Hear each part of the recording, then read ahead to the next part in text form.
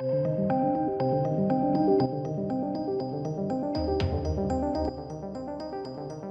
welcome to the channel, ladies and gentlemen. Pedro Pascal has apparently quit the Mandalorian Season 2. I really don't agree with this, and there's going to be a few reasons why. I'm going to get into it. I just think this is absolute nonsense. This rumour has come from Grace Randolph.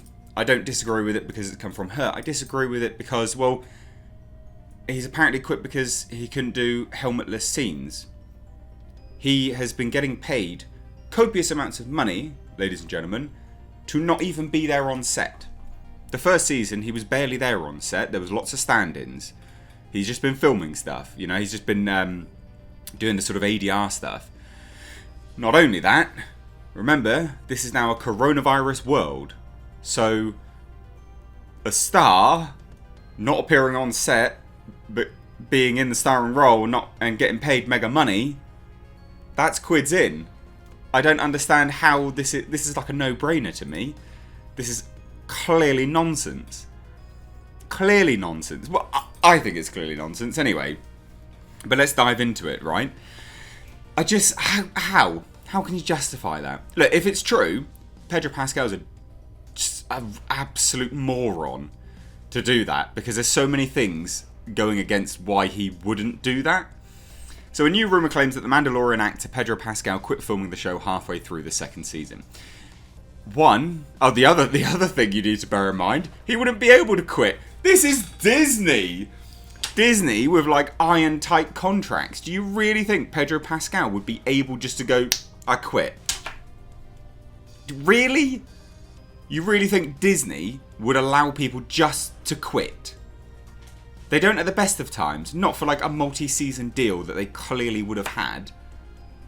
Again, common sense. Come on. And again, if it's proven to be true, then I stand corrected. But that just goes to show that Disney have changed all their contracts. They have so many actors locked in, iron grip contracts. So how would he be able to quit, you know, without taking a massive pay cut? Which, why would you?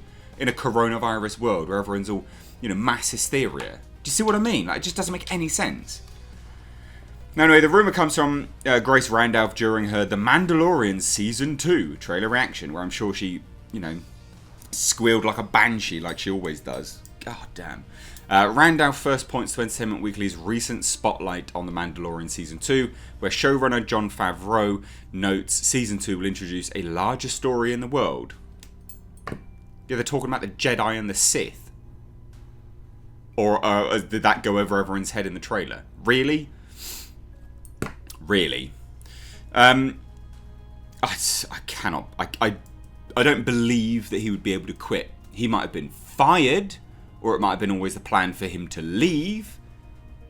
But why would he quit? Get paid mega bucks to do phone-in work. Yeah, I'll do that. Of course you would.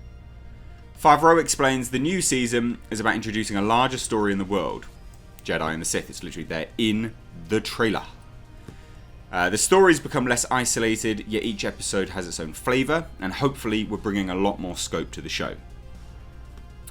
Again, Jedi and the Sith, we see it, it's literally there in the trailer. How does this even get traction? Fuck me. This article is linked down below, by the way. Now, executive producer and director Dave Filoni adds, everything gets bigger, the stakes get higher, but also the personal story between the child and the Mandalorian develops in a way I think people will enjoy. So him leaving, how would that be everyone enjoying it? Again, how is anyone reading into that? Yeah, definitely Pedro Pascal quit.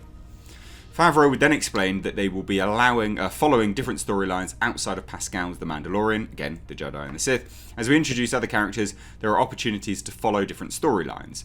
The world was really captivated by Game of Thrones and how that evolved as the characters follow different storylines. That's very appealing to me as an audience member.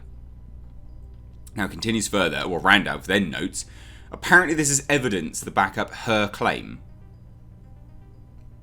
In what world, miss, I'm going to review Unhinged and only watch like the first 30 minutes of it, but still try and review the whole movie? What are you, how'd you get this? Which she claims comes from two different sources. She goes on to note that this rumoured row with Pascal began when the actor wanted to film a number of scenes with his helmet off. He's not a diva, is he? he's an up-and-comer. He's not a diva. And I say up-and-comer, but you know what I mean. Like, he's getting into the public eye more and more. Randolph explains, while filming Season 2, Pedro Pascal really wanted to have some scenes with his helmet off. However, she notes the Mandalorian creative team wouldn't budge on this. But he's not there on set the whole time. And we live in a coronavirus world where restrictions are even higher. So it makes sense that he actually would barely be there. And he's still getting paid mega money. What? She then continues and says, so Pedro Pascal, from what I've heard from 2 sources now, was frustrated about this and also was pretty darn uncomfortable in the Mando suit on set, which we know for a fact he was barely in.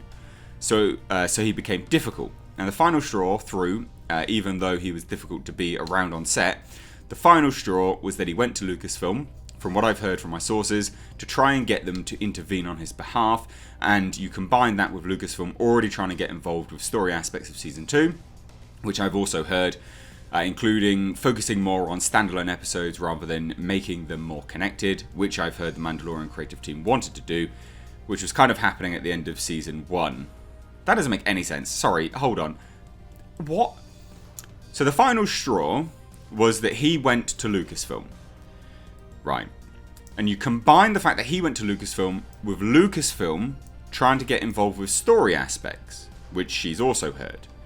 And apparently it was Lucasfilm's idea to focus more on standalone episodes rather than making them more connected, which she heard the Mandalorian creative team wanted to do. That's a contradiction, love. What are you on about? That doesn't make any sense. Oh yeah, it was the straw that broke the camel's back because Lucasfilm wanted to do standalone episodes, but so did the Mandalorian creative team. What are you on? Randolph then details that Pascal was asked to leave halfway through filming. So when Pedro so he didn't quit then. So he was asked to leave, right? So there's a difference, isn't there? So when Pedro Pascal went to Lucasfilm, the Mando team was like, you know what, you should just go. Pedro Pascal did, and that happened halfway through filming. She later states, now, as I said, I've heard the breakup was pretty bad with both sides upset. Interestingly, in the same EW article that Randolph originally cites regarding Favreau teasing new storylines and characters, it also reveals that Pascal did in fact agree to take his helmet off to help Gina Carano film scenes. Contradiction? EW's James Hibbard writes, while former MMA fighter Carano 38, who made her dramatic TV debut with this role, says she's more confident this time around, explaining she was helped by Pedro Pascal agreeing to remove Mando's helmet during their scenes whenever the camera was only on her. I really wanted to see his eyes, which was really helpful. So massive contradictions both sides. And as Randolph notes, in the final episode of Season 1, Pascal does take his helmet off after he suffers what appears to be a fatal injury during a shootout with Moff Gideon's forces. I think this is absolute trash. Oh my lord. I mean, it's total nonsense, isn't it? Let's be honest. I don't see any reason to believe any of this. Pedro Pascal didn't quit, so this is a misleading title. Guys who wrote this article, come on, you're normally better than this. And the title of this video will be something along the lines of, no, Pedro Pascal didn't quit, or something like that. But yeah, I mean, look, Lucasfilm asking him to leave. We knew that he wasn't always in there anyway. We knew that that was quite limited. His screen time was actually quite limited in there. It was never a given that he was always in the suit.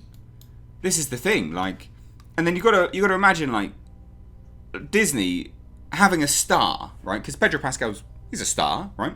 Having a star, paying him mega money in a coronavirus world, and he doesn't actually even have to be on set. That's a win-win. They wouldn't just say, yeah, no, see you later, mate. Why would they? Halfway through Season 2, you're going to change all the storylines then? You're going to swap him out with who? None of this makes any sense. I mean, we'll find out soon, won't we? We'll find out who's lying. And I stand by this. I think this is total nonsense. Because if he's gone, he's gone. They won't be able to use his voice. He'll be gone. He'll be dead. Or the storyline will be taken elsewhere. So we'll know real soon. Next month. Because it's out in October. But I think this is nonsense. I don't think there's any basis in reality for this. No legitimacy behind this argument. But I hand it on over to you. What do you think? Let me know down below in the comment section. If you're new here, do hit subscribe. As always, been Mr. H. Take care.